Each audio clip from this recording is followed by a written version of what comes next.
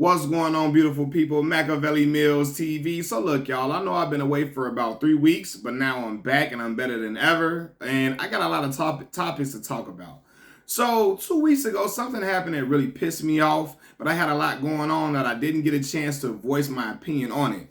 So, if you don't know what I'm talking about, about 2 weeks ago, boxing pound for pound superstar Terrence Crawford, it came out that he was suing Bob Arum for breach of contract and what he feels like is racial bias towards other fighters, which has led to improper promotion of him, right? He felt like Top Rank hasn't promoted him properly due to racial bias towards other fighters of other ethnicities, and he feels like Bob Arum he's the reason he's shown breach. So he has exhibited breach of contract and racial bias.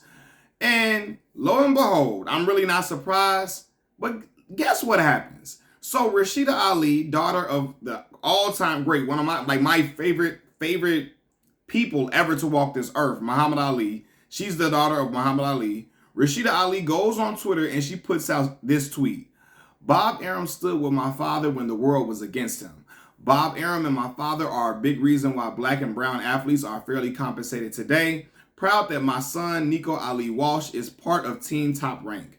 And listen, this is what always pisses me off. Whenever a black person has any type of accuses the establishment of racial injustice or racial bias or something like that, whenever a black person accuses the establishment of any type of racial bias or whatever, they always march out another black person to throw on the cape for the establishment. They always march out a black person. Come on down and defend us. Come on down and defend us and say we ain't never did nothing wrong. Say how good we are. Say we the best thing you ever had in your life. Say we saved your whole family, so on and so forth. Throw on that cape for us and cover us in time that we need coverage, right? And that's exactly what Rasheda Ali did with this statement, right? Now look, this is one thing that I'm confused about. Your relationship with Bob Arum is your relationship. Your father's relationship with Bob Arum is your father's relationship. What the fuck does that got to do with Terrence Crawford's relationship with Bob Arum? Nothing at all. It has nothing to do with Terrence Crawford's relationship at all. Just because you had a great experience with that person does not mean that another person has the same experience at all, right? So she put out this comment or this tweet in order to discredit Terrence Crawford's claims against Bob Arum. When you don't have no idea what type of stuff is going on behind the snes with Bob Arum and Terrence Crawford, you don't know what the hell's been said. You don't know how, stuff been going on with them. You don't know none of that. So what the fuck because you had a good relationship with him, or a good experience with him, Terrence Crawford automatically is supposed to have that experience? Hell no, that's not how life works at all. My mama always told me, my father and my mom and my father always told me, just because one person has a good experience with that individual does not mean that's going to be your same experience at all, right? So to try to discredit this man, this black man, for what he's saying, we don't know what happened, and you don't know, but to try to discredit him with this type of tweet, get the hell up out of here, Rasheda Ali, for real. And we all know your son fight under Top Rank, so I guess in order for your son to be properly promoted or get that proper push that he's already been getting, you're going to go up and speak up for the company because you want your son to be promoted properly or your son to be in good hands. So, of course, you're going to speak up for Top Rank and all of that, right? And, but again, it's not surprising because they always do this. Whenever a black person has a problem with any type of racial bias or any type of racial injustice or anything, whenever any black person cites any type of racial issue, they always march out another black person to try to refute it. They get to chomping on them butter biscuits and get the, hey, you ain't never did nothing to me. I ain't never. Listen, bro, look, okay, cool. He ain't never did nothing to you, but don't try to discredit. You can also say, listen, I don't know what happened with Bob Arum and Terrence Crawford. I don't know what went down between those two. I don't know whatever their relationship is with his relationship with Bob. I don't know. They probably having a different type of relationship, but I haven't experienced on my own end. She could have just said that. But to try to act like, Bob Arum is just like, oh, he stood by my father, like he could never do no wrong because he stood by Muhammad Ali. First of all, let's get this clear. He stood by Muhammad Ali because it was beneficial to him. Let's be very clear. It was beneficial to him, right? Now, contrary to popular belief, okay, listen, we know Muhammad Ali was villainized during the time when he refused to go into the service, right? We know that. But everybody in the whole world knew he was the most charismatic person walking the planet Earth, right? Everybody were glued to the TV to watch whether he was going to win or lose because he was just that magnetic. So, if you had him under your promotional company, you knew the money was going to come. The bread was going to flow in. Listen, your income level was going to increase dramatically whether the world hated him or not. So Bob Arum made a smart business decision in order to give coverage to your father, and he rode with your father when the world was against him because he knew it was going to line his pockets fat. He was going to line his pockets fairly and make his pockets extremely fat. So it wasn't like, Muhammad Ali was this unknown dude that he just swept up from dust and debris in order to just save him when the world was against him. Hell no. Muhammad Ali was established. He was the most he was the most magnificent, magnetic individual on the planet Earth. He's one of the most famous people to ever walk Earth, period. And Bob Arum knew that about your father, so that's why he rode with him. Not because he just felt like, oh my God, I gotta say this good, gracious man, Muhammad Ali. Nah, that ain't the case, right? And let's lead to another discussion that I must have about Mr. The great, the legendary, the iconic Muhammad Ali and some of his children. I'm not going to say all of his children because I don't know all of their feelings and their beliefs and their ideals and so on and so forth, right? But Rasheda Ali and her sister, Laila Ali, I don't know what type of time they be on, but I know this shit is so disappointing to come from his children, right? You come from the loins of that man who was a man that spoke up for black folks in a time when it wasn't popular to do so. Black folks were just expected to black athletes in that time were just expected to just sit up, smile, be happy about them making some good money, and not talk about no type of issues affecting the black community. Only thing they were expected to do was just to say they love America and just smile and sit back and get fat and get all the bread that they could. Their father was the opposite of that, the antithesis of that athlete, right? He spoke up for black folks in a time when it wasn't encouraged to do so, right? During the time when black folks were treated less than, Muhammad Ali stood up proudly, and he was always talking up for black folks, always trying to talk about how, he has a responsibility to his community. Even though he's the world heavyweight champion in the world, his responsibility to his community does not fade because he left the community and he moved to a richer estate or whatever. His responsibility to his people never waned or never dissolved or something or anything like that at all. And that's why I always respected that man, because he used his voice when he had an elevated platform as heavyweight champion of the world to talk about black issues and talk about how he don't like the fact that they were sending black Americans over there to the war to fight for the country in a time that black folks were treated terribly in this country, right? And that's something that I always respected him for, right? But to see his children, they be on some whole other time, right? I remember when Laila Ali, and this is what kills me about Laila Ali. I love Laila Ali growing up. I thought she was a gorgeous woman. She was a terrific fighter, and she's still all of the above. But when it got time to talk about racial issues with Laila, you start seeing the way she ride the fence. I don't like black folks as fence riders, right? I don't like black folks that have an elevated platform that's always riding the fence on every single thing. It's like, bro, fam, what the fuck are you scared of, right? I remember a time when they were talking about Colin Kaepernick. And, it was a time, and she was riding the fence, straddling the fence all the way through and through. Really couldn't give a straightforward answer, a straight stance. In the time when Black Lives Matter, the slogan, it wasn't even an organization yet. The slogan, the phrase Black Lives Matter was coming out. Hear her ass come out. Laila Ali's ass come out. All lives matter and shit like that. Even when they talk about the legacy of her father, they always talk about what her father did for black American people in this country and the respect that he and the way he spoke up for black American people all the time and how he paved the way for black American athletes.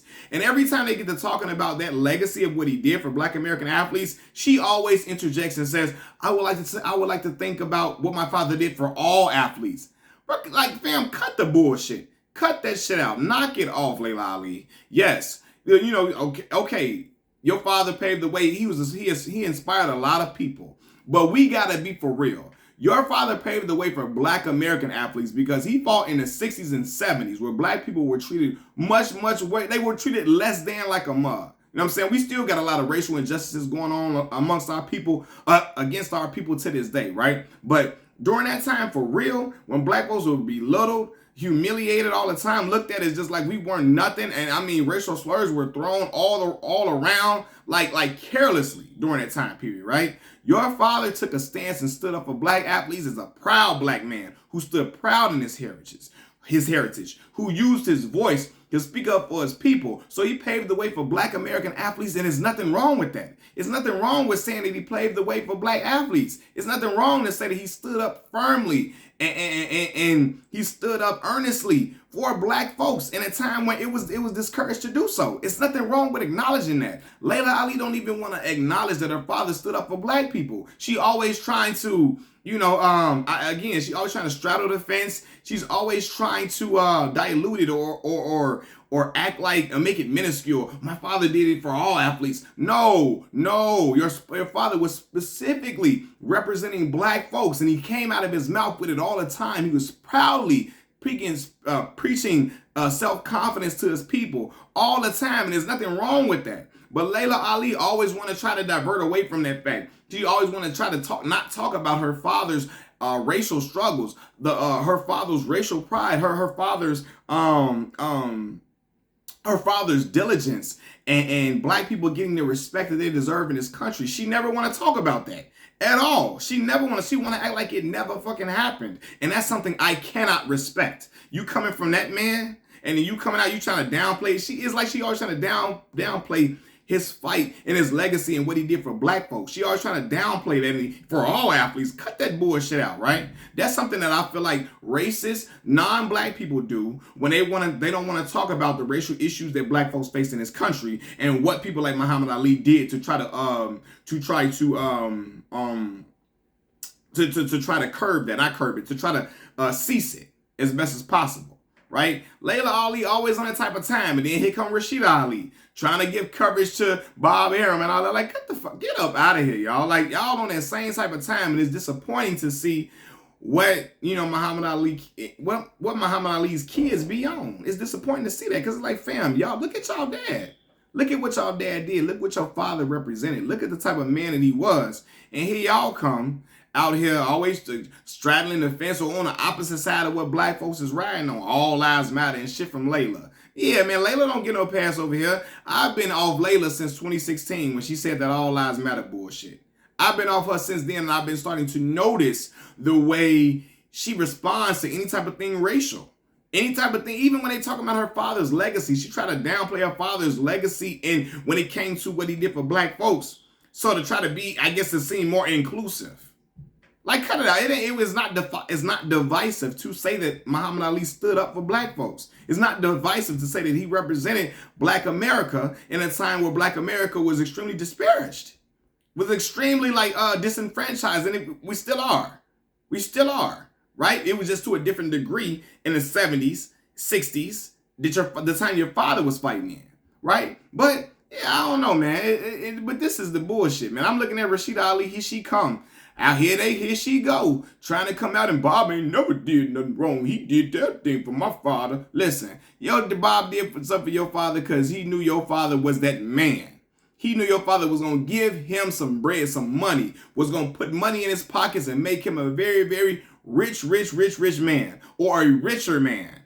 He knew your father was going to make him a richer man. That's why he rolled with your father. Not because he just had a strong belief and he loved Muhammad Ali and all that. Man, listen, if Muhammad Ali wasn't Muhammad Ali and he was Joe Blow if he was Joe Blow that was just trying to box and had a losing record, or he had a record that was just modest, Bob wouldn't have been fucking with him.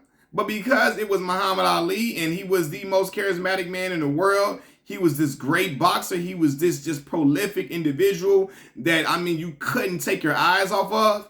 Bob knew that, and he said, I gotta have that dude. I gotta have that dude under my umbrella. I gotta roll with him. Not because he just loved him and all of that. And once again, what the hell does your father's relationship with Bob Arum got to do with Terrence Crawford's situation? What the hell does your relationship with Bob Arum have to do with Terrence Crawford's situation? You wasn't there with them. You wasn't behind closed doors when certain conversations went down. You don't know what the hell going on. I seen how Bob even talk about Terrence. He talk about Terrence like Terrence ain't even his fighter, like he don't even fuck with Terrence at all, right? He talk about, so yeah, maybe Errol Spence was right. Maybe we should blame Bob for a lot of the stuff that was going on. He act like he ain't even fuck with Terrence like that for real. And I saw the way he talked about Lomachenko, the way he loved and praised Lomachenko like it wasn't nothing, and acting like Lomachenko was the biggest commodity when Terrence Crawford is undefeated and an undisputed champion. You know what I'm saying? So, yeah, like it is crazy. Yeah, Terrence ain't the most charismatic dude in the world. He doesn't promote himself as great as like a Tyson Fury, or as great as a Muhammad Ali, or as great as a Floyd Mayweather Jr. Yeah, that's true. But Lomachenko don't do that either. You know what I'm saying? So, like, cut the bullshit, man. Cut the bullshit. I don't fool with what Rasheda Ali did. And again, man, it just I'm noticing a pattern with her and her sister. Not all Muhammad Ali kids, but some of them be on a different type of time. What the fuck? How the fuck is your father that? And you go to a whole nother left with, you go to a whole nother left with it. You go to the whole left field with what your father was. I mean, not with. You go to a whole nother left field than what your father is. Like, what the hell, man? And I know everybody ain't gonna always be their parents, but damn, some of that ain't trickled down in y'all spine. Some of that proud blackness didn't trickle down in y'all spine. Like, what the hell? I don't know, man. It's just weird to me to see all of that, man. Nonetheless, man, I'm done with this video. Y'all let me know your thoughts, your opinions. Like the channel, comment on the video, subscribe to the channel, share my videos, so on and so forth. I appreciate everybody that's been rocking with me. I'm out. Peace.